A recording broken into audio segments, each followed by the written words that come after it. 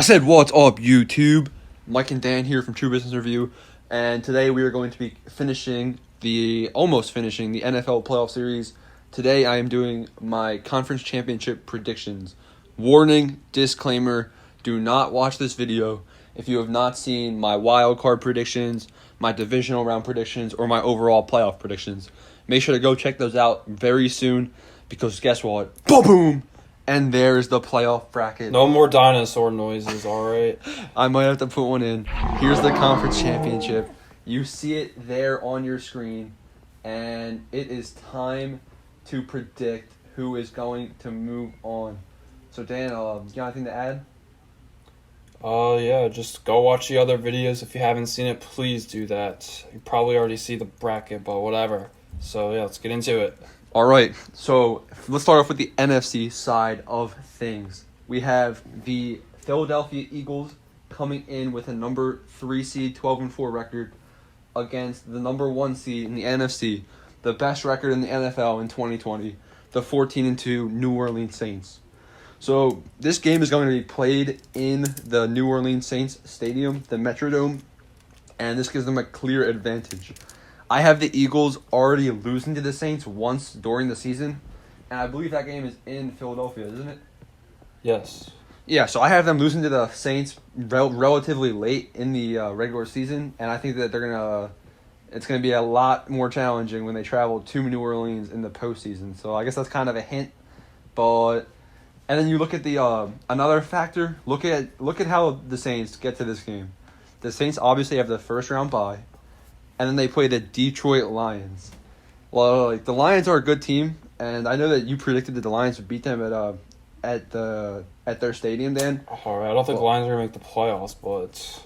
Yeah, but I don't think that the Saints would have much challenge getting to this game with a one game against the Lions. So I think the Saints are going to be relatively healthy and a lot more rested than the Eagles, because the Eagles have to beat the Cardinals and the 49ers in San Francisco to get to this game. So that's a pretty big factor. However, when you look at the Eagles offseason, I think they did a lot. So they have one of the best defensive lines in the league. Javon Hargrave, Derek Barnett, Fletcher Cox, Brandon Graham. That's nasty good. Obviously, they bolstered their cornerbacks, Darius Slay, Nicole Roby-Coleman. Pretty solid. They have horrible linebackers. That's a pretty huge flaw, especially when you look at how this game went down last year. Michael Thomas dumped on this team. Oh my God. Michael Thomas caught the ball every single play. I'm not even joking. I remember watching this game and thinking, who is covering Michael Thomas? Yep. And then I realized, wait a second, our whole team is injured. I can't be that mad. But that's a different story. So our Eagles offense also got a lot better too. Miles Sanders has progressed. We obviously got our all wide receivers back from injury. And we traded for Marquise Godwin, who's a pretty solid guy, and Jalen Reagor is another speed threat. However, the New Orleans Saints offense is stacked. Drew Brees, Michael Thomas, Alvin Kamara might be the best. Kamara. Alvin Kamara might be the best trio in the NFL on offense. In my opinion, they probably are. I might be overlooking somebody, but they're a really good trio. Taysom Hill, X factor on that team. Guess what? Philadelphia Eagles, Jalen Hurts. That's right, Dan. We both have X factors in this game. I'm going to give this win to, say it with me, Dan, the New Orleans Saints. I am giving this win to the Saints. I have to. I'm sorry to the city of Philadelphia. I know I'm letting you guys down, but I can't see the Eagles. I don't know why. I always choose the Eagles to lose to the Saints. I just feel like the Saints have the Eagles' number usually. Might be because of the PTSD from that horrible beatdown 2 years ago where Michael Thomas dumps on us every time, but I can't see the Eagles coming to New Orleans and winning this game, unfortunately. I still remember that playoff loss. Maybe if Alshon could catch the ball, that'd be great. But that's a different story. I see the Saints beating the Eagles to advance. What about you, Dan? All right, so the thing about this game that you have to consider is that with the best record in the league, I believe that the New Orleans Saints could potentially sit out their starters literally week 16 and 17 and get a first-round bye. So almost a 4 to 3 week break, possibly 2, probably. So that in consideration, this team's going to play the Lions, right? They aren't even going to try. They're not going to experience their full potential. But if they somehow play the Eagles in the NFC Championship game, which I highly doubt, I do believe the Eagles actually probably should win this game. Like, I'm not even joking when I say this. Let's go. We saw this in a divisional round two seasons ago, where the Eagles, they beat the Bears, and then the Saints had a first-round bye, and they just did not wake up against the Eagles. And the only reason why the Eagles lost that game is because Alshon Jeffrey? Yep. Did he freaking garbage? He fumbled kid. the ball on the last drive. He didn't and fumble. The Saints won. No. He did not fumble. All right, don't give him that credit. Right? He didn't drop All it. right. He had his hands in a diamond shape. Ball goes through his hands from Magic Falls. Yeah, I remember that. That was funny, though. Caught. I was laughing when that happened, but if they scored a touchdown on that drive, which was probable, they would have won that game.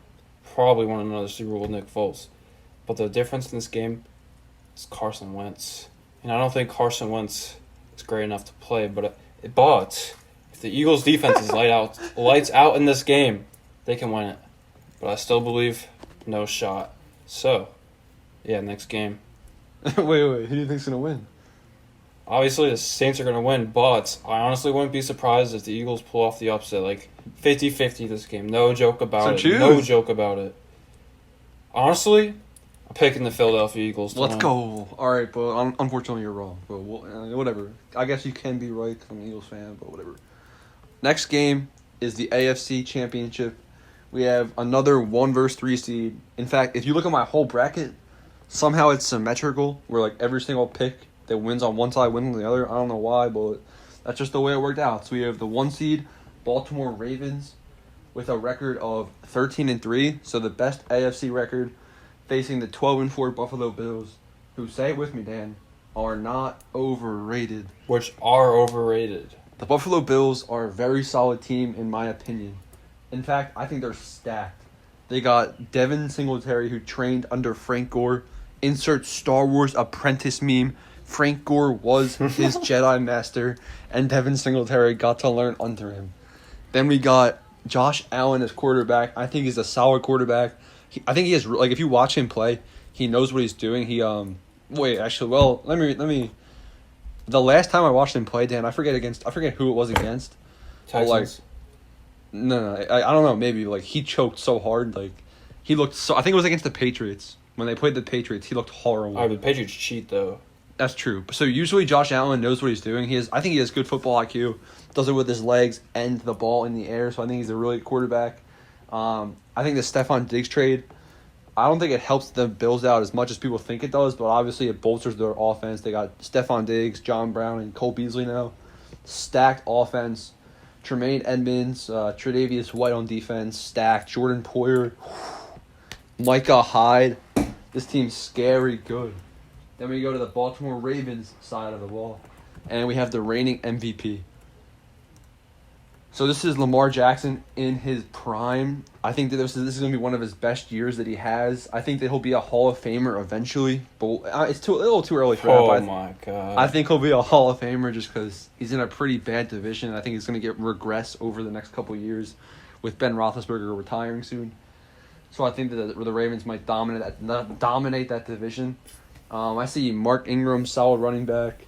Obviously one of the best tight ends in the league. Good defense too. We got Calais Campbell. Obviously they stole Patrick Queen in the draft. Really solid pick right there. So this game is being played in Baltimore, and that is a very important thing to note. I think that the Baltimore Ravens have a really solid advantage with home field advantage in the playoffs. Obviously they choked to the Titans, but that was a whole different thing. I'm going to give this win to, drumroll please, the Buffalo Bills. Bills Mafia rise up. No, I'm not a Buffalo Bills fan, but I do think that the Bills are going to be one of the best teams in the NFL this season.